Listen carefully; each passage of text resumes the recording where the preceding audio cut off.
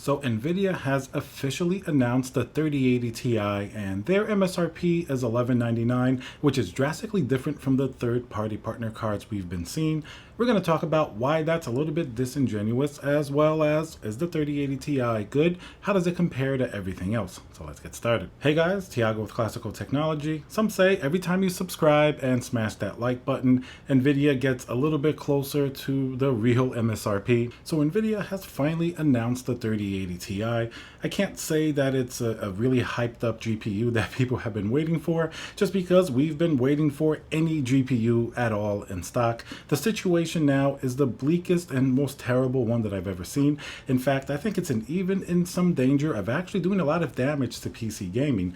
Look at the situation. You want to build a gaming PC, you're only going to find extraordinarily overpriced GPUs. There's nothing reasonable at all. Something like a 3070 for $500 when it originally was announced seemed like it was going to be the saving grace for PC gaming against the very high-powered gaming consoles like the PS5 as well as the Xbox Series X.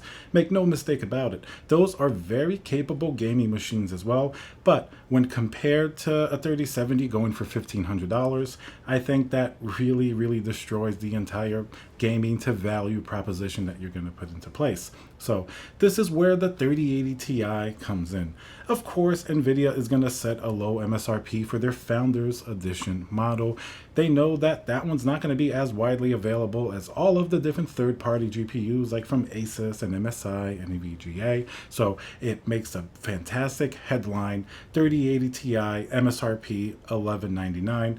Nobody can really, say that they're price gouging or anything like that, because at $1199, the 3080 Ti, according to what we know so far, seems to be a fair price in terms of listed MSRP.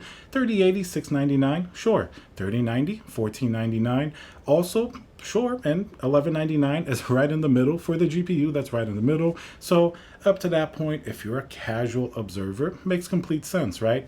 This is where it gets really bad. We've seen numbers from the third-party GPUs, the one that most likely you're going to buy that's going to be more widely available, up to perhaps $2,000 to $2,600. Who knows? Some models like Asus Strix or something like that have usually a bit of more of a premium attached to them may even reach considerably higher, maybe even close to $3,000. Now, this is the MSRP price. We're not talking about scalper prices or secondhand prices.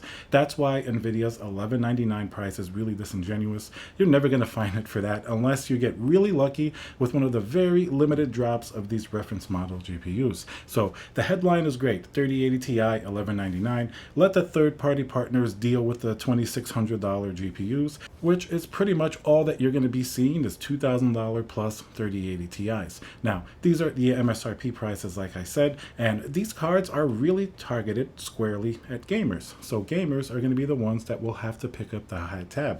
Generally, miners and gamers, they have sort of an equal role in sort of their buying power for these GPUs. Of course, you can argue that a mining operation generally is going to have a lot more resources to overpay for these GPUs if they buy multiple of them, especially because they have a return on investment proposition. But in this case, Nvidia has the Lite Hash Rate limit on these GPUs, meaning that they're not going to perform anywhere near what the price would dictate. They're not going to be like a 3090 or the 3080 level performance in terms of mining. So that's why it pretty much leaves gamers holding the bag. Miners most likely are not going to want these, especially at these extremely high prices. They're going to rather overpay a little for like a 3090 or even a 3080, which are going to have much better performance for them. So it leaves the GPUs up on the shelf for the only person that's going to want it, and that's going to be the gamer. And that's the problem. While they want that 3080 Ti, maybe they don't really care about mining, they're not going to want to pay these ridiculously high prices.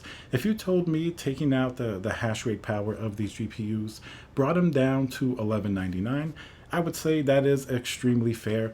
$1199 for a 3080 Ti for gaming, that is really a fantastic price.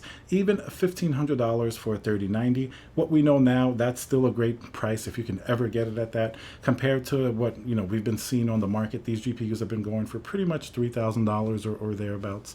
But the reality is, you're not going to find these for $1199. You're going to find these for $2,600, $2,400, and if you're unlucky and you have to find them on the secondhand market, they're definitely going to be going up to $28,000, $3,000, who knows? So that's the problem. These have capabilities that mostly only gamers are going to want, with a price that gamers really don't want to pay. So I think it's really reached a saturation point, and the third-party partners, along with Nvidia, they're really testing the market. How far will this demand go in terms of the prices that people are willing to pay? We see that people have been willing to pay all of these scalper prices. That's why all of these GPU prices have gone up and up consistently over the last few months since they were announced. So that's why I don't even have to tell you don't buy the 3080 Ti, because A, you're probably not going to find that reference cheap version, or the likelihood is very small with what we know so far with the yields on the 3080 and 3090, and B, you're not going to want to pay that really high third-party price. Even if you walk into a store, if you have a local store like Micro Center, although a lot of people worldwide don't have that store, but if I walk into one today, most likely they do have some GPUs on the shelf, and I'm not just talking about like a 730 or something ridiculously underpowered, or 710, whatever it is. They do have some of the highest end AMD GPUs on the shelf. They've been there for quite a while. And why is this? It's because they are extremely expensive. 6900 XT, $2,600. I don't care if it's one of the beefier, like power color versions or something like that. That's a GPU with an MSRP of $999.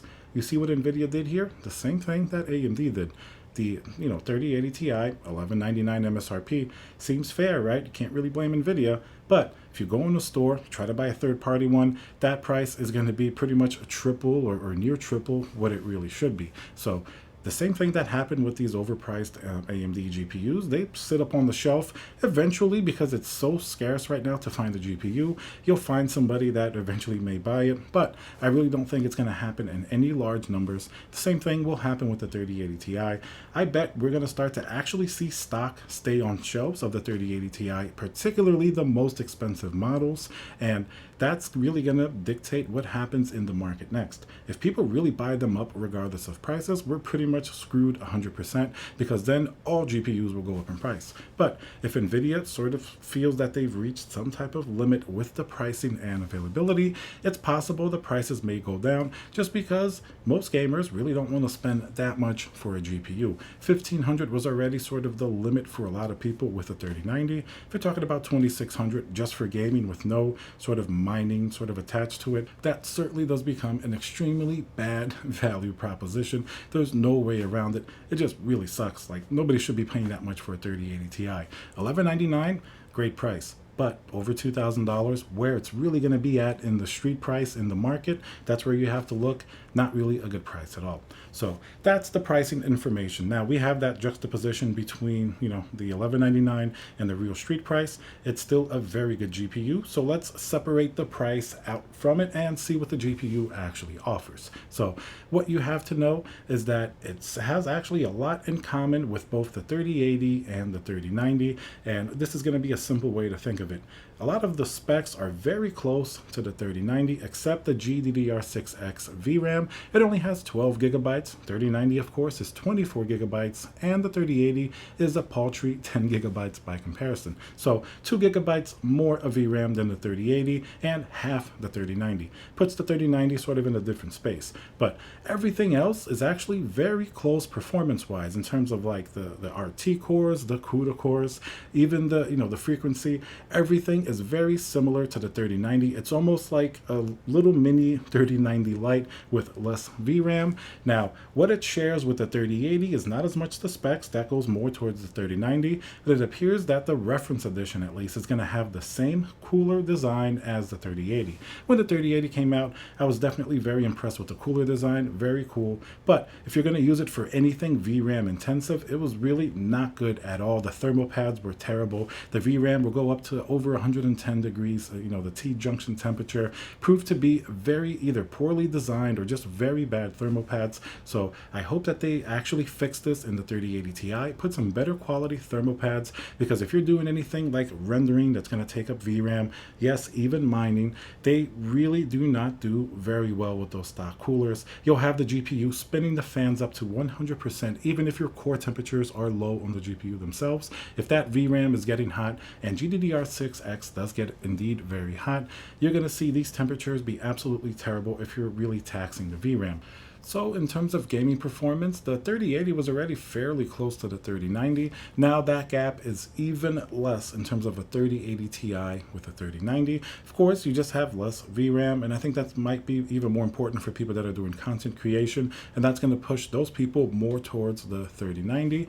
But for the gaming community, kind of losing the 3090 to higher prices and to, mining, it's not a big of a deal, because even when it initially came out, gamers really weren't too much into the 3090 anyway. At the initial 1500, it didn't seem like a great bargain compared to the 699 of the 3080. The 3080 really seemed like the boss in terms of gaming performance with value for the dollar. Now the 3080 Ti seems to be taking that to another level, so that's probably going to be the ceiling. 3080 Ti, best gaming GPU for most gamers, and the 3090 is going to be either for mining, for content creation, for people that need those 24 gigabytes of VRAM, and therefore we may even see the price start to separate a little bit, go higher for the 3090, and at least the 3080 Ti not go up more from where it is now, because I don't think it's possible for it to go up too much more, just because it's already so overpriced for what it is, especially the $2,600 models. I'm not saying the $1,199 MSRP, that one seems fine, but B, I really don't think people are going to buy these third-party models in bulk, as we've been seeing with all of the other GPUs in the past that have sold out really almost immediately. It seems like we're still in some rocky waters for the next few months. Remember to subscribe, smash that like button, and I'll see you guys on the next video.